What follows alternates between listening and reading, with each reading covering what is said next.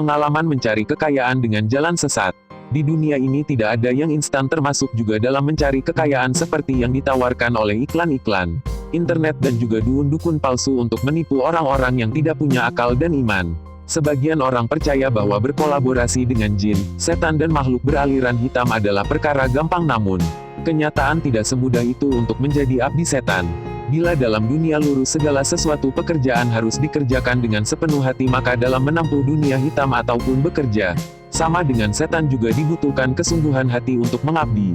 Jangan dibilang setan bisa dibodohi sehingga bisa menjadi kaya dengan membodohi jin atau setan.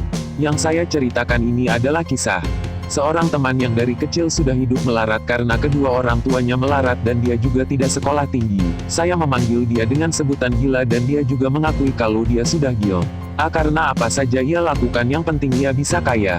Hidup miskin membuat si gila miskin iman. Awalnya ia tertarik dengan kata-kata teman-temannya yang mengatakan bahwa ia mempunyai seorang kenalan dukun yang bisa menggandakan uang menjadi beratus dan beribu-ribu kali lipat. Si gila akhirnya termakan kata-kata temannya dan akhirnya ia tertipu. Berjuta-juta uang yang ia dapatkan dari ngutang sana-sini hilang gitu saja. Hilangnya uang bukan membuat si gila kapok, namun semakin termotivasi untuk kaya secara instan.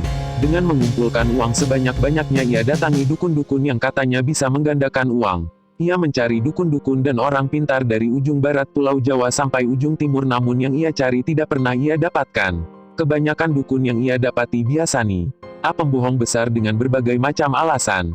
Yang kurang candunya, yang kurang syaratnya, uangnya butuh disyarati lagi ini dan itu dan lain sebagainya yang ujung-ujungnya uang.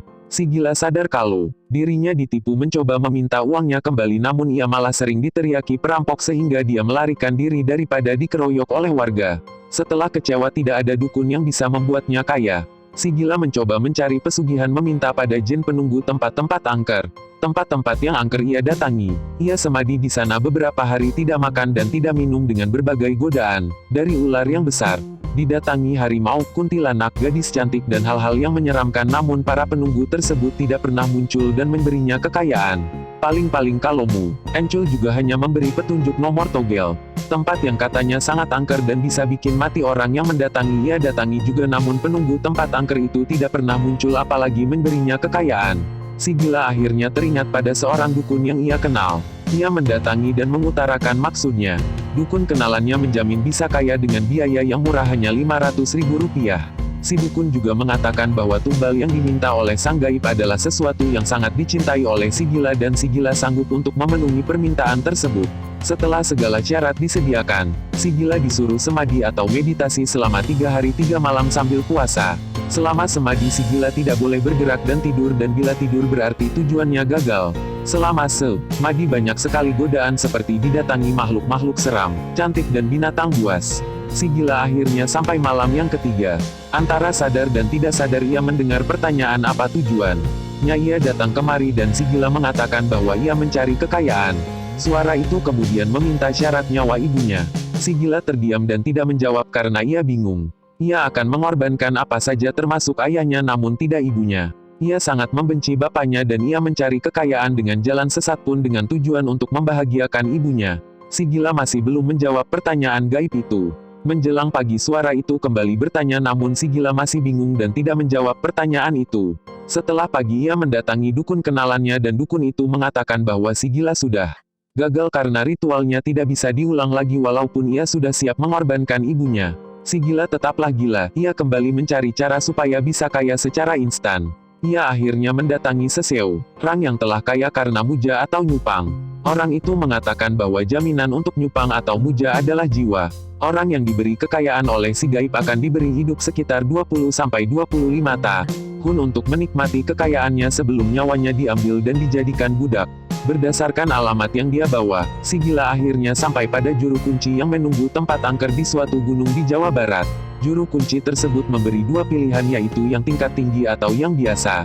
Yang tinggi yaitu bekerja sama dengan jin kafir yang luar biasa jahat, sedangkan yang biasa jinnya kafir juga namun tidak jahat sekali.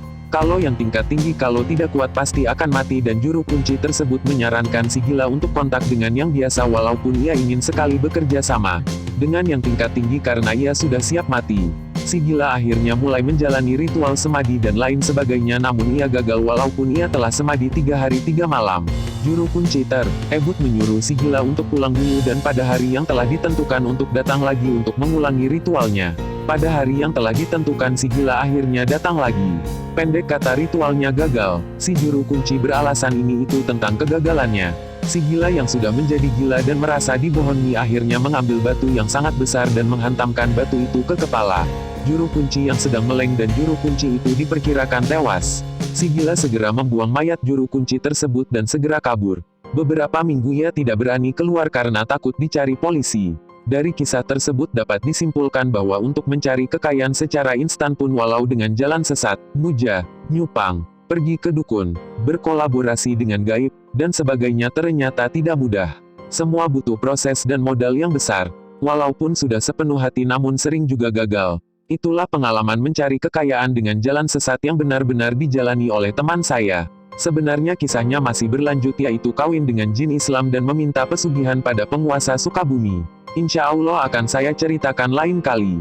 Jika masih ada jalan yang benar, kenapa harus memilih jalan yang sesat?